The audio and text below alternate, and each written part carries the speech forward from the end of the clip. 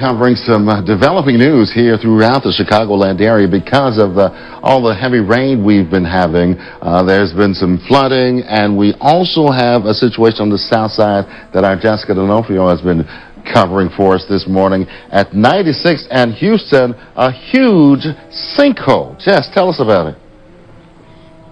Jose, it is right in the middle of this residential neighborhood, right in the middle of the street. Let's take you right to it here. Joe Ambronio, my photographer, can show you that there are 3 cars inside of the earth that opened up, swallowed them whole.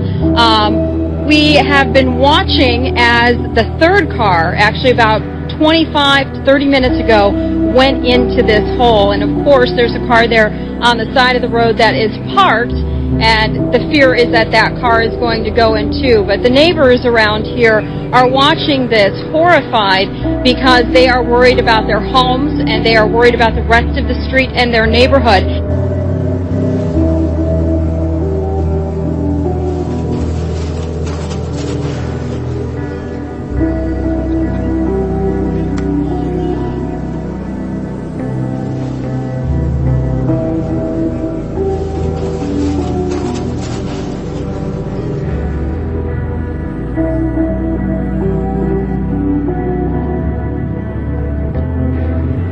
But to get an update on this, we can speak to our correspondent Terence Terashima in Tokyo.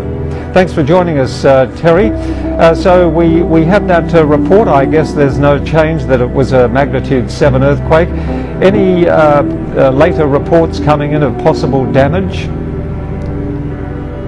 Yes, we have spoken to the local police and the fire brigade, and they were telling us there was sort of a 2-part shake. First of all, a slow shake, then a large one hit straight after. So since last Saturday, there have been numerous earthquakes, like magnitude of 6 last Saturday in central part of Japan, where the 1995 Kobe quake took place, and also the earthquake around 5 in Fukushima beginning of this week, and there's been a number of quakes between 5 to 6 in Miyake Island, about 180 kilometers south of Tokyo, and 6.2 in Miyagi prefectures in northern Japan a day before yesterday. So there have been numerous earthquakes above 5 hitting Japan throughout the week. So that has...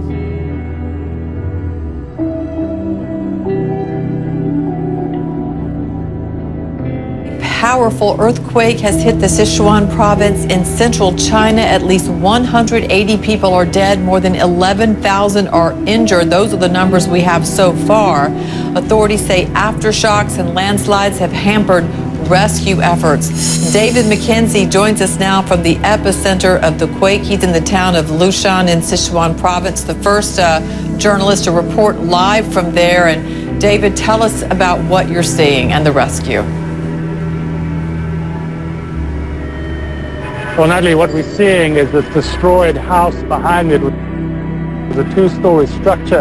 At 8 in the morning on Saturday, everyone felt on the street a sudden tremor, and then houses just started collapsing along the street. People rushed out. One woman told us she ran out of her kitchen. She was cooking breakfast for her young son. She then ran into the house behind me, pulled them out. There are people around us who are just sitting under tarpaulins trying to survive, because either their houses are destroyed or their houses are so badly damaged that they are too afraid to go in. There have been aftershocks, some 700 aftershocks according to the government authorities striking this area. The initial quake, Natalie, around 7.0 on the Richter scale. That's a strong quake, was relatively shallow in this mountainous area that is quite difficult to reach. All the way along here we saw sheer sections of the cliff face which had fallen off into the valley below, and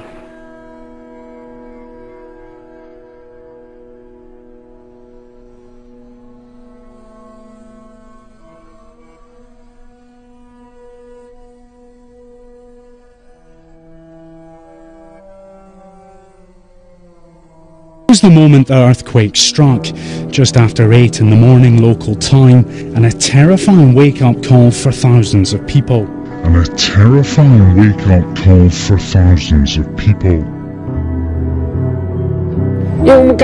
It shook for a long time, said this man. I had to run out in my pyjamas. The epicenter of the quake was in this mountainous region of the country. Rescue workers are struggling to reach the worst affected villages as roads have been blocked by landslides.